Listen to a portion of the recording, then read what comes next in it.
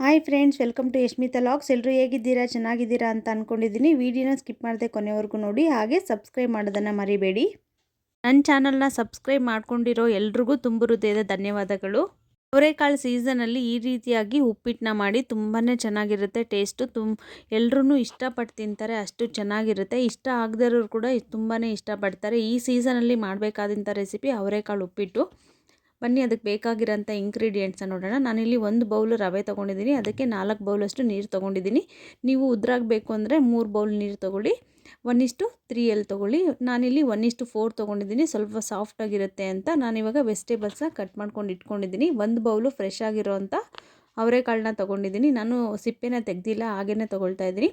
ಹಾಗೆ ಸ್ವಲ್ಪ beans, carrot ಮತ್ತು ಟೊಮೊಟೊ, ಈರುಳ್ಳಿ, ಹಾಗೆ ಖಾರಕ್ಕೆ ತಕ್ಕಷ್ಟು ಮೆಣಸಿನಕಾಯಿ ಮತ್ತು ಸ್ವಲ್ಪ ಕರಿಬೇವಿನ ಸೊಪ್ಪು, ಹಾಗೆ ಸ್ವಲ್ಪ ಕೊತ್ತಂಬರಿ ಸೊಪ್ಪನ್ನು ಕಟ್ ಮಾಡ್ಕೊಂಡು ಇಟ್ಕೊಂಡಿದ್ದೀನಿ. ಬನ್ನಿ ಇವಾಗ ಹೇಗೆ ಮಾಡೋದು ಅಂತ ನೋಡೋಣ. ಒಂದು ಪಾತ್ರೆನ ಸ್ಟವ್ ಮೇಲೆ ಇಟ್ಟಿದ್ದೀನಿ. ಅದಕ್ಕಾದ ನಂತರ ನಾನಿಲ್ಲಿ ಡ್ರೈ ರೋಸ್ಟ್ ಮಾಡ್ಕೊಳ್ತಾ ಇದ್ದೀನಿ. ರವೆನ ಚೆನ್ನಾಗಿ ರೋಸ್ಟ್ ಮಾಡ್ಕೊಬೇಕಾಗುತ್ತೆ.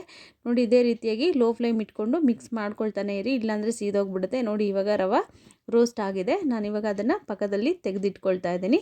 ಅದೇ ಪಾತ್ರೆಯಲ್ಲಿ ನಾನೀಗ ಸ್ವಲ್ಪ ಆಯಿಲ್ನ ಸೇರಿಸ್ಕೊಂಡಿದ್ದೀನಿ. ಅದಾದ ನಂತರ ನಾನಿಲ್ಲಿ ಸಾಸಿವೆ, ಜೀರಿಗೆನ ಕೂಡ ಸೇರಿಸ್ಕೊಂಡಿದ್ದೀನಿ. ಅದು ಚಟಪಟ ಸಿಡಿದ ನಂತರ ನಾನಿಲ್ಲಿ ಈರುಳ್ಳಿನ ಸೇರಿಸ್ಕೊಳ್ತಾ ಇದ್ದೀನಿ. ಈರುಳ್ಳಿನ ಗೋಲ್ಡನ್ ಬ್ರೌನ್ ಬರೋವರೆಗೂ ಚೆನ್ನಾಗಿ ಫ್ರೈ ಮಾಡ್ಕೊಬೇಕಾಗುತ್ತೆ. ಮೀಡಿಯಮ್ ಫ್ಲೇಮಲ್ಲಿ ಫ್ರೈ ಮಾಡ್ಕೊಳ್ಳಿ. ಅದಾದ ನಂತರ ನಾನಿಲ್ಲಿ ಕರಿಬೇವಿನ ಸೊಪ್ಪು ಸಹ ಸೇರಿಸ್ಕೊಂಡಿದ್ದೀನಿ. ಎರಡನ್ನೂ ಫ್ರೈ ಮಾಡ್ಕೊಳ್ತಾ ಇದ್ದೀನಿ. ಬೀನ್ಸು ಮತ್ತು ಕ್ಯಾರೆಟು ನಿಮಗೆ ಆಯಿಲಲ್ಲಿ ಫ್ರೈ ಆಗೋದು ಇಷ್ಟ ಆಗಲ್ಲ ಅನ್ನೋರು ನೀರಲ್ಲಿ ಕೂಡ ಬೇಯಿಸ್ಕೊಳ್ಬೋದು. ನಾನಿವಾಗ ನೀರಲ್ಲಿ ಅವರೆಕಾಳನ್ನ ಸಪ್ರೇಟಾಗಿ ಬೇಯಿಸ್ಕೊಳ್ತಾ ಇದ್ದೀನಿ. ನಾನು ಆ ನೀರನ್ನ ಉಪ್ಪಿಟ್ಟಿಗೆ ಹಾಕೋದಕ್ಕೆ ಯೂಸ್ ಮಾಡ್ಕೊಳ್ತಾ ಇದ್ದೀನಿ. ಉಪ್ಪಿಟ್ಟು ಈ ರೀತಿಯಾಗಿ ಮಾಡೋದ್ರಿಂದ ತುಂಬಾ ಬೇಗ ಆಗಿಬಿಡುತ್ತೆ. ಒಂದು ಕಡೆ ನೀರು ಕಾಯೋದಕ್ಕೆ ಇಟ್ಬಿಟ್ರೆ ಬೇಗನೆ ಆಗೋಗುತ್ತೆ. ನೀವೊಂದು 10 ಮಿನಿಟ್ಸಲ್ಲೆಲ್ಲನೂ ಉಪ್ಪಿಟ್ಟು ಮಾಡ್ಕೊಳ್ಬೋದು. ನೋಡಿ ಇವಾಗ ಕ್ಯಾರೆಟು, ಬೀನ್ಸು ಫ್ರೈ ಆದ ನಂತರ ನಾನಿಲ್ಲಿ ಟೊಮೊಟೊ ಹಾಗೆ ಮೆಣಸಿನ್ಕಾಯಿನ ಸಹ ಸೇರಿಸ್ಕೊಳ್ತಾ ಇದ್ದೀನಿ. ಎಲ್ಲದನ್ನು ಚೆನ್ನಾಗಿ ಫ್ರೈ ಮಾಡ್ಕೊಬೇಕಾಗತ್ತೆ. ಯಾಕಂದರೆ ನೀರಲ್ಲಿ ಹಾಕಿ ಬೇಯಿಸ್ಕೊಂಡಿದ್ರೆ ಜಾಸ್ತಿ ಫ್ರೈ ಮಾಡೋ ಅವಶ್ಯಕತೆ ಇರಲ್ಲ. ಇವಾಗ ನಾನು ನೀರಲ್ಲಿ ಹಾಕ್ಕೊಂಡಿಲ್ದಂಗೆ ಆಯಿಲಲ್ಲೇ ಫ್ರೈ ಮಾಡ್ಕೊಳ್ತಾ ಇದ್ದೀನಿ. ಅದಾದ ನಂತರ ನಾನಿಲ್ಲಿ ರುಚಿಗೆ ತಕ್ಕಷ್ಟು ಉಪ್ಪನ್ನ ಸೇರಿಸ್ಕೊಳ್ತಾ ಇದ್ದೀನಿ. ತುಂಬಾ ಚೆನ್ನಾಗಿರುತ್ತೆ. ಈ ಸೀಸನಲ್ಲಿ ಎಲ್ಲರೂ ಮನೇಲಿ ಕೂಡ ಅವರೆಕಾಳು ಉಪ್ಪಿಟ್ಟು ಮಾಡೇ ಮಾಡ್ತಾರೆ.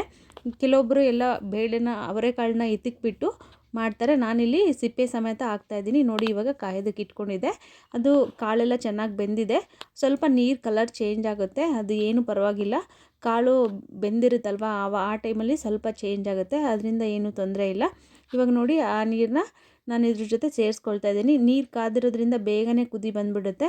ಹಾಗಾಗಿ ಉಪ್ಪಿಟ್ಟು ಸಹ ಬೇಗನೆ ಆಗಿಬಿಡುತ್ತೆ. ನೋಡಿ ನಾನು ಸ್ವಲ್ಪ ಸ್ವಲ್ಪ ಮಿಕ್ಸ್ ಮಾಡ್ಕೊಳ್ತಾ ರವೆನ ಸೇರಿಸ್ಕೊಳ್ತಾ ಇದ್ದೀನಿ. ಈ ರೀತಿಯಾಗಿ ಮಿಕ್ಸ್ ಮಾಡ್ಕೊಳ್ತಾ ರವೆನ ಸೇರಿಸ್ಕೊಳ್ಳೋದ್ರಿಂದ ಗಂಟು ಕೂಡ ಆಗಲ್ಲ. ಇಲ್ಲ ಅಂದರೆ ಗಂಟು ಆಗಿಬಿಡುತ್ತೆ, ಅದನ್ನು ತೆಗೆಯೋದಕ್ಕೆ ಆಗೋದೇ ಇಲ್ಲ. ಮೀಡಿಯಮ್ ಫ್ಲೇಮ್ ಇಟ್ಕೊಂಡು ಈ ರೀತಿಯಾಗಿ ಮಿಕ್ಸ್ ಮಾಡ್ಕೊಳ್ಳಿ. ಸ್ವಲ್ಪ ರವೆ ಬೆಂದಿದೆ, ಒಂದು 50% ಬೆಂದಿದೆ. ಅದಾದ ನಂತರ ನಾನಿಲ್ಲಿ ಸ್ವಲ್ಪ ಕೊತ್ತಂಬರಿ ಸೊಪ್ಪನ್ನ ಸೇರಿಸ್ಕೊಳ್ತಾ ಇದ್ದೀನಿ. ಸೇರಿಸ್ಕೊಂಡ ನಂತರ ಚೆನ್ನಾಗಿ ಮಿಕ್ಸ್ ಮಾಡ್ತಾ ಇದ್ದೀನಿ. ಮಿಕ್ಸ್ ಮಾಡ್ಕೊಂಡ ನಂತರ ನೀವೊಂದು 1 ಮಿನಿಟ್ ಅಥವಾ 2 ಮಿನಿಟ್ಸು ಪ್ಲೇಟ್ನ ಮುಚ್ಚಿಡಬೇಕಾಗುತ್ತೆ. ಆವಾಗ ಚೆನ್ನಾಗಿ ರವೆ ಸ್ಟೀಮಲ್ಲಿ ಚೆನ್ನಾಗಿ ಬೆಂದ್ಬಿಡುತ್ತೆ. ಇಲ್ಲ ಅಂತಂದರೆ ಇದೇ ರೀತಿಯಾಗಿ ಮಿಕ್ಸ್ ಮಾಡ್ತಾಯಿದ್ರೆ ಕೈಗೆಲ್ಲ ಸಿಡಿತಾ ಇರುತ್ತೆ. ನೋಡಿ ಎಷ್ಟು ಚೆನ್ನಾಗಿ ಆಗಿದೆ ಅಂತೇಳ್ಬಿಟ್ಟು. ನೋಡಿ ತುಂಬ ಸಾಫ್ಟಾಗಿ ತುಂಬಾ ಚೆನ್ನಾಗಿದೆ. ಘಮ ಅಂತೂ ತುಂಬಾ ಚೆನ್ನಾಗಿತ್ತು. ಹಾಗೆ ಟೇಸ್ಟ್ ಕೂಡ ಅಷ್ಟೇ ತುಂಬಾ ಚೆನ್ನಾಗಿದೆ. ನೋಡೋದಕ್ಕೆ ಎಷ್ಟು ಚೆನ್ನಾಗಿದೆಯೋ ಅದೇ ರೀತಿಯಾಗಿ ಟೇಸ್ಟಂತೂ ತುಂಬಾ ಚೆನ್ನಾಗಿತ್ತು. ನೀವು ಕೂಡ ಒಂದ್ಸರಿ ಟ್ರೈ ಮಾಡಿ. ಈ ರೀತಿಯಾಗಿ ನಿಮಗೂ ಕೂಡ ತುಂಬಾ ಇಷ್ಟ ಆಗುತ್ತೆ.